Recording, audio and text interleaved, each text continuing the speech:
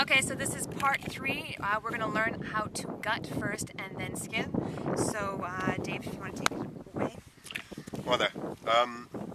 First thing to do when you've got your kill, it's nice and fresh, and it's only been dead a couple of hours, but it's just beginning to go solid, so you want to gut it as soon as you can to maintain the freshness of the actual meat. Once it's gutted, you can then hang it in preparation to eat, but this is the first stage. First thing you want to do, it should have already been weed, but just press on the groin area, just make sure that any urine, any faeces that are loose are likely to come out and get out of the way before you soil the meat itself. The first trick is not to perforate any part of the gut.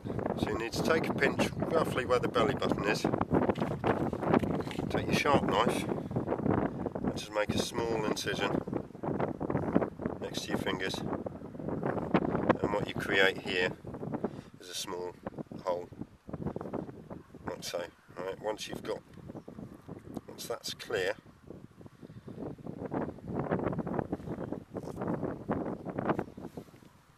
put that through, and you want to try and make some space here so that you can pass the knife underneath the skin and up towards the chest cavity. What you don't want to do is perforate any of the actual guts themselves. And if that happens, then is the meat just pretty much ruined? Or... The meat, you can wash the meat off, but it just smells unnecessarily.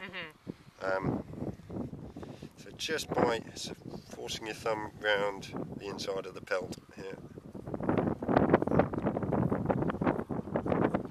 you can see the top of my thumb just there. So I made a lot of space. You can slide your 2 fingers up and just cut. Open that right up.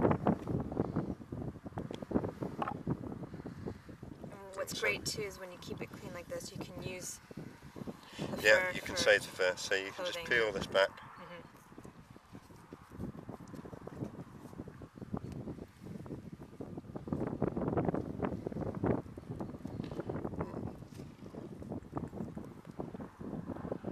Now to actually open this cavity here, so you need to use the same trick. Pinch, slice.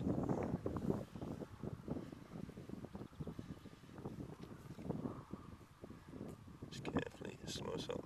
So the sharper your knife, the easier it is, because then when you go to make a cut, you will actually cut, as opposed to trying to force a blade through. There you have it. Rabbit tummy. So now, take the whole thing and just shake that out. The fresher it is since the kill, the easier it is. There we go. If you follow this back first of all, cut back to the groin, and you have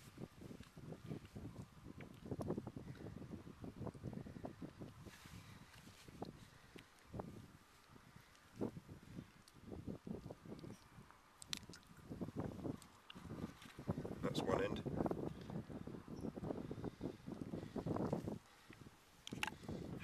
Peel this back.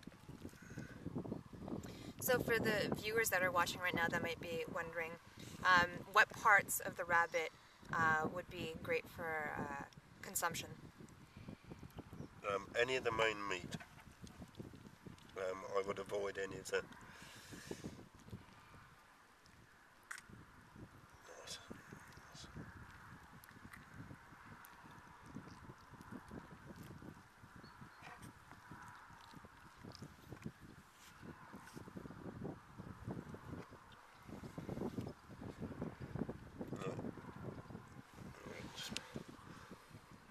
put them out there. You can eat the liver, and up in this section here you've got the lungs and the heart, which again, this is always a good indication of the health of the rabbit. These should be nice, fresh and pink in colour. That's lovely. So it's a good indication of health, really. From here, and then we should just be able to cut through the chest cavity.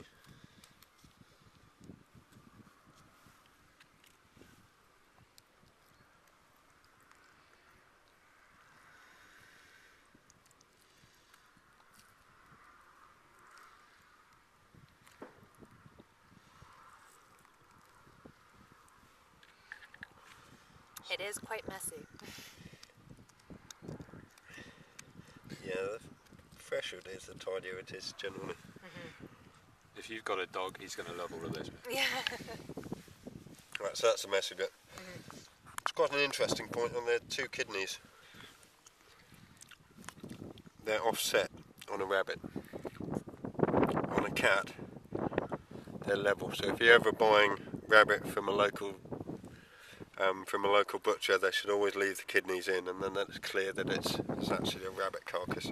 Because once you lose the bunny feet and the tail and the head, the actual body is very similar.